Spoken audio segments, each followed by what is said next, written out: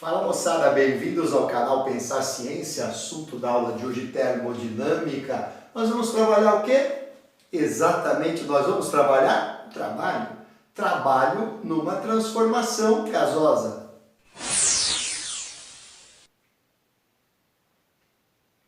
E para entender como é que se realiza trabalho numa transformação gasosa, a gente vai primeiramente acompanhar essa imagem aqui, ó. Nessa imagem nós temos uma certa quantidade de gás confinada no interior de um cilindro que possui aqui na sua parte superior um êmbolo móvel, aquela parte que pode subir ou descer em função da pressão do gás ser modificada ou alguma outra coisa. Como eu não quero que a pressão se modifique, porque eu quero trabalhar com uma transformação isobárica, eu coloquei aqui em cima um peso.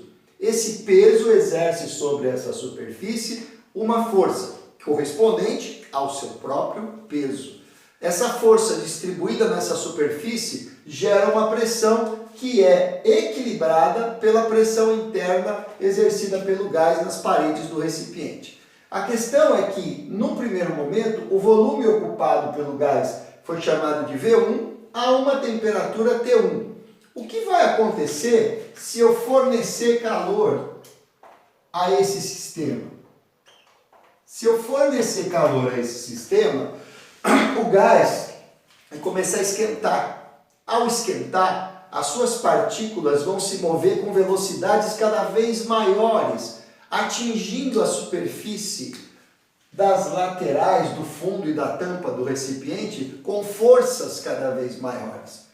Com uma força maior distribuída na mesma superfície, a pressão tende a aumentar. Mas como o meu limitador de pressão aqui em cima é sempre o mesmo, é esse peso, na medida em que a pressão começa a aumentar, o êmbolo começa a se deslocar para cima. Mas se o êmbolo se desloca para cima, a superfície interna do recipiente aumenta. Portanto, com o aumento da velocidade das partículas, ou seja, as partículas com mais energia cinética colidindo mais violentamente com as paredes, eu elevei a pressão.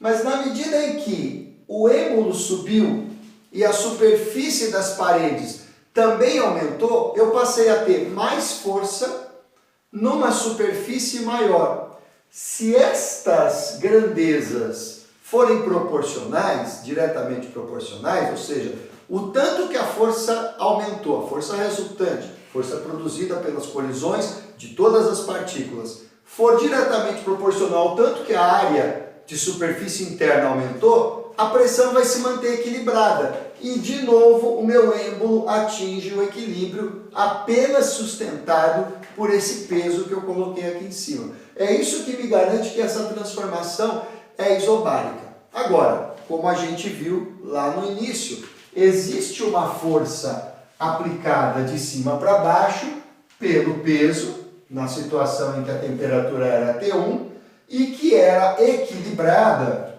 por uma força resultante que o gás aplicava na tampa. Dividindo-se o módulo dessa força pela área que, tanto aqui quanto aqui é a mesma, já que é um cilindro, você obtém a pressão do gás, que é a mesma aqui e aqui. Portanto, a força aqui tem que ser exatamente a mesma que ela era lá. Ah, professor, não estou entendendo. Como é que a força vai ser a mesma? Se você falou que as partículas estão mais rápidas, a força deve ter aumentado. Bom, essa força que eu me refiro não é a força aplicada por cada partícula, é a força resultante, aplicada por todas as partículas que colidem aqui num determinado instante. O gás aqui estava confinado num volume menor, portanto as partículas estavam mais aglomeradas, a densidade do gás aqui era maior, logo o número de colisões aqui era maior do que aqui. Aqui as partículas fazem parte de um gás que agora está menos concentrado, então eu tenho menos colisões. Entenda, as partículas aqui tinham energia cinética média menor, colidiam com intensidade menor, mas com um número de partículas maior do que aqui. Então aqui, embora a intensidade de cada colisão tenha aumentado, o número de partículas que colidem diminuiu, de maneira que a força resultante continua sendo a mesma. Bom, e daí? Como é que eu calculo o trabalho? Você aprendeu no seu curso de mecânica que para calcular o trabalho, você deveria multiplicar a força, isso aqui é um produto escalar, mas se a força for paralela ao vetor de deslocamento, você multiplicava o módulo da força pelo módulo do vetor de deslocamento. O que a gente sabe com relação à força e à pressão? É que para você calcular a pressão, você deve dividir a intensidade da força pela área da superfície sobre a qual essa força se distribui. Portanto, se você multiplicar a pressão pela área, você tem a intensidade da força. É o que eu vou fazer aqui, ó. Eu vou calcular o trabalho trocando o produto, a força, a intensidade da força, pelo produto pressão vezes área. Agora, a área vezes o módulo do vetor de deslocamento. O vetor de deslocamento não foi referente ao deslocamento do êmbolo daqui até aqui? Então, o vetor de deslocamento nada mais é do que o módulo, do vetor de deslocamento nada mais é do que o ΔH. Portanto, eu posso trocar este cara aqui, ó, por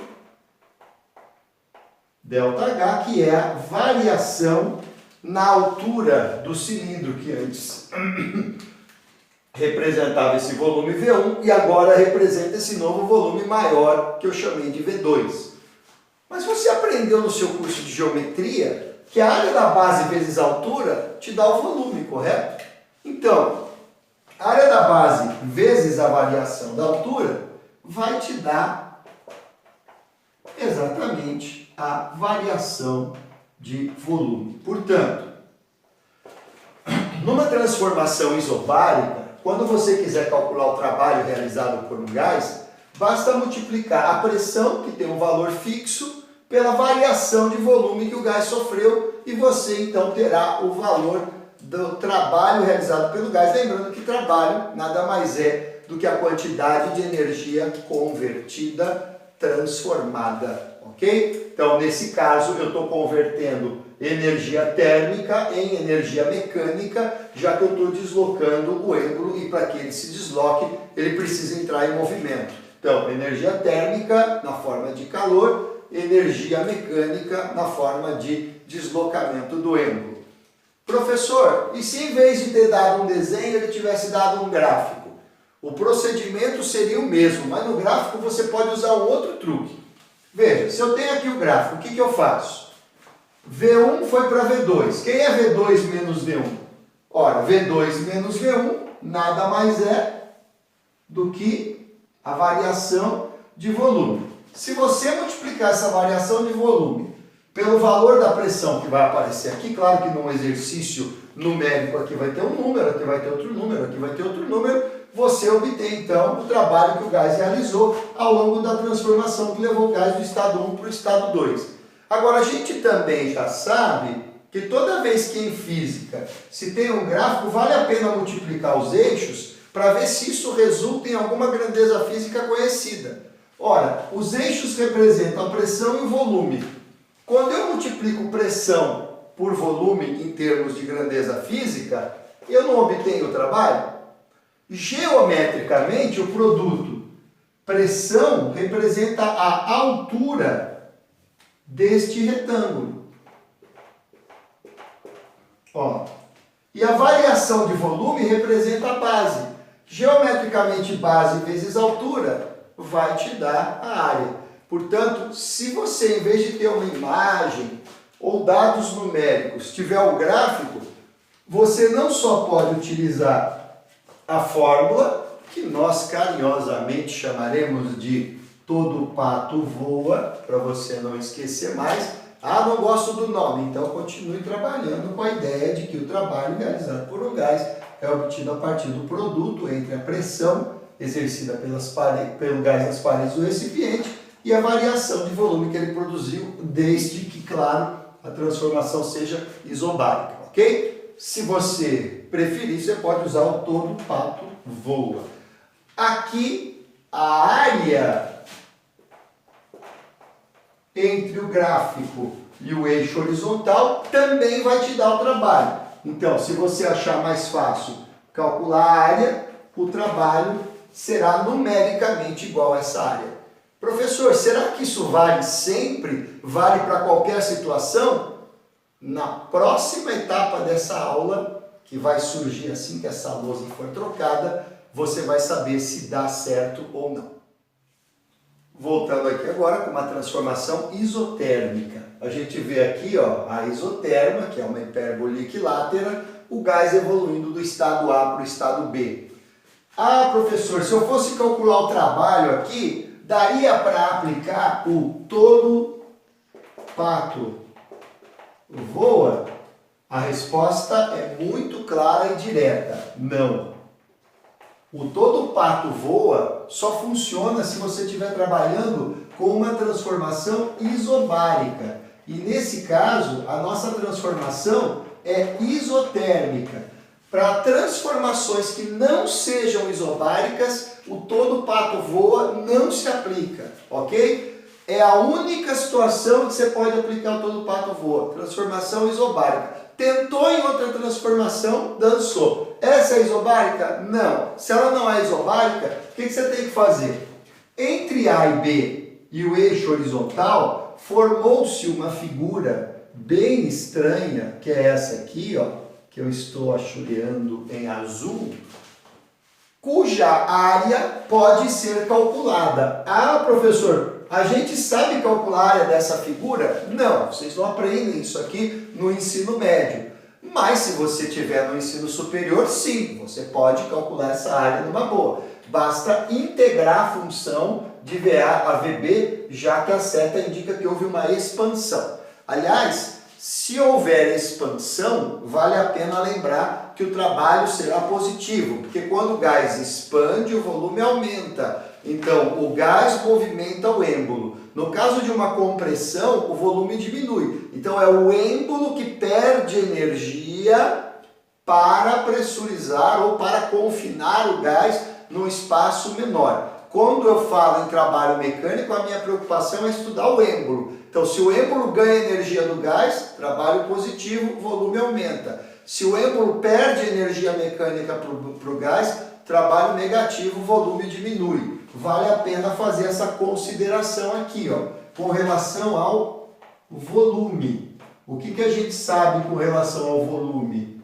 Se o volume aumenta, isso vai produzir um trabalho positivo. No entanto, se o volume diminui, isso vai produzir um trabalho negativo, ok? Então, nesse caso, há um ganho de energia mecânica e nesse caso há uma perda de energia mecânica. Mais tarde a gente vai ver que isso aqui é fundamental para o funcionamento das máquinas térmicas. Professor, você fez um exercício, um exemplo, você deu um exemplo de transformação isobárica, está dando um de transformação isotérmica. Essa aula não vai acabar nunca, porque depois você vai querer dar um de transformação isocórica ou isométrica. Engano seu. Por que eu daria um exemplo de transformação isométrica? Numa transformação isométrica ou isocórica, o volume não varia. Ou seja, a variação de volume é zero. Se quando o gás movimenta o êmbolo, o volume aumenta, o trabalho é positivo. Se quando o êmbolo confina o gás em espaços menores, ele perde energia para o êmbolo. Estou sempre falando de energia mecânica. O trabalho é negativo. Quando a transformação é isocórica ou isométrica, o êmbolo não sai do lugar. Se o êmbolo não sai do lugar, ele nem ganha e nem perde energia. Portanto, numa transformação isocórica, o trabalho realizado é nulo. Por isso que eu não vou dar exemplo de transformação isocórica. Tá bom, professor, então como é que a gente calcularia o trabalho neste exercício de transformação isotérmica? Só tem uma saída. O trabalho é numericamente igual essa imagem achuriada aqui em azul. Professor, mas você falou que no ensino médio eu não sei calcular essa área. Pois é, ou ela te será dada ou você não vai conseguir fazer o exercício. A não ser que o cara te dê uma fórmula para calcular, onde você só precise substituir os valores que estão no gráfico. Agora, se você está no ensino superior, você sabe calcular sim. E nós vamos ter uma aula só para mostrar como é que se faz esse cálculo usando a matemática de nível superior, também conhecida como cálculo diferencial e integral. Para encerrar essa aula, uma última imagem, rapidinho, e aí vocês estarão livres de mim. Volto já.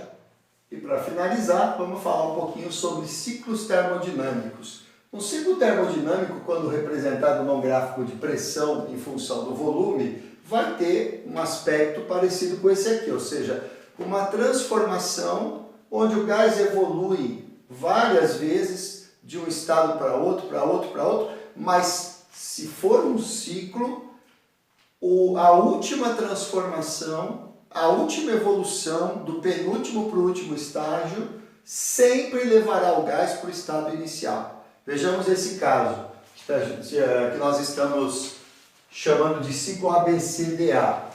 O gás inicialmente se encontrava no estado A, evoluiu para o estado B de forma isobárica, a pressão não mudou, é reta horizontal.